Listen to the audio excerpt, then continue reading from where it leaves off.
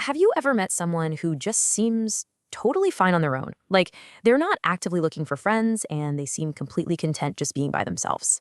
Society can be pretty quick to label that as weird or maybe even a little sad.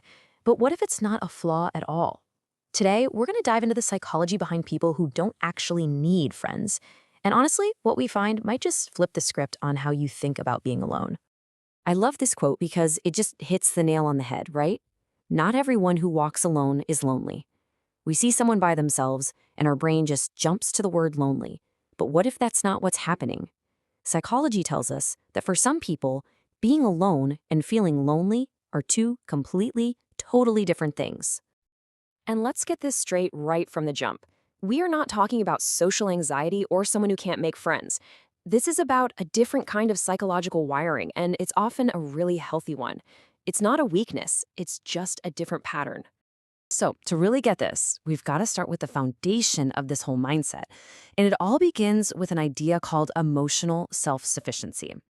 Okay, emotional self-sufficiency, this is a total game changer.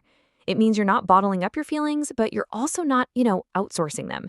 You have your own internal system for dealing with stress, with sadness, even with joy, without needing someone else to come in and tell you it's okay or to help you process it. And this whole self-sufficiency thing, it really stands on three big pillars. You've got high self-awareness, so you actually know what you're feeling. You have strong emotional regulation, so you can manage those feelings. And you have low dependency needs, which basically means you don't need constant reassurance from the outside world to feel good about yourself. All right, let's tackle the biggest myth right now. Is this whole thing just a fancy way of saying these people are scared of getting close to anyone?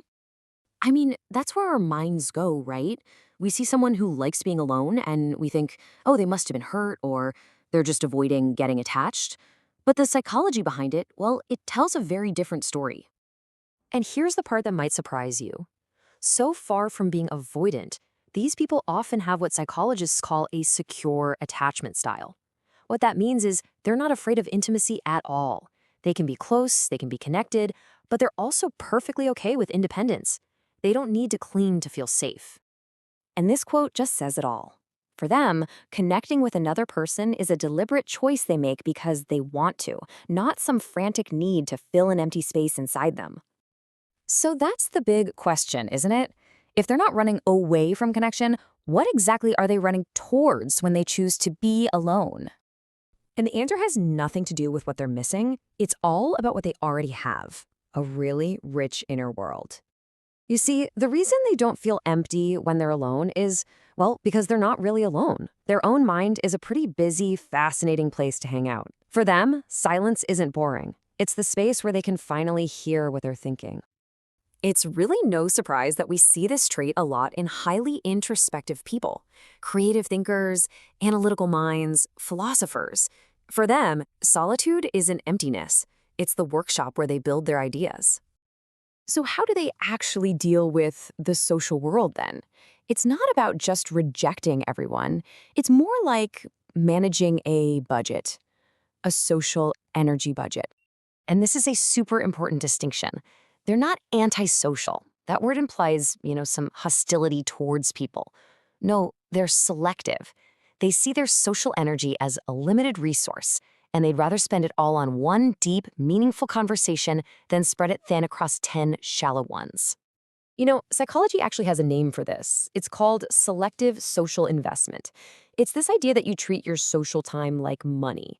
You can either sprinkle it around a bunch of small investments, or you can put it into a few really high-quality ones.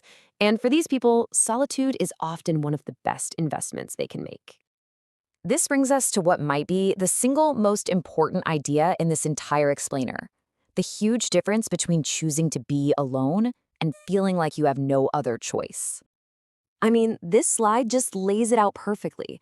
Loneliness is the pain of wanting connection and not having it. Independence is the peace you feel when you don't need it to be okay. One is a feeling that something is missing. The other is a feeling of being completely whole all by yourself. And just look at what comes out of this healthy independence. People who really get this right don't just feel not lonely. They have a huge sense of control over their own lives, that's autonomy, and a really stable sense of who they are, because their identity isn't being pulled around by what everyone else thinks. But okay, we have to be really careful here, because there's a line. There is a point where this can become unhealthy. So where is that line drawn? And psychology draws a really clear line in the sand on this one. What we've been talking about is healthy independence. But on the outside, it can sometimes look a lot like something way more painful, defensive isolation, which is born from fear or trauma. And this slide really gets to the core of it. The big difference is the why. Is your solitude driven by a fear of getting hurt, making you build walls to keep people out? That's defensive isolation. Or is it driven by a genuine choice because you enjoy your own company? That's healthy independence. It's all about the motivation.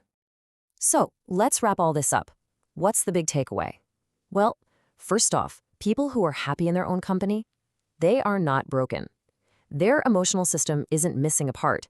It's just a self-contained unit that works differently. Second, they're not cold or unfeeling. Actually, because they have such a rich inner life, their emotional world can be incredibly deep. It's just more internally focused. And finally, and this is so important, this isn't about being better or worse. This way of being doesn't make someone superior to a person who thrives on social connection. It is simply a different and equally valid way of moving through the world. And if there's just one idea I want to leave you with, it's this one. This isn't about rejecting the world. It's about building a home inside yourself that is so safe, so comfortable, and so interesting that you don't feel a constant need to go looking for shelter somewhere else. And really, isn't that something we could all learn from? That ability to find peace and wholeness right inside ourselves. From a psychological point of view, that isn't a problem that needs to be fixed. It's a profound strength and a powerful sign of emotional maturity.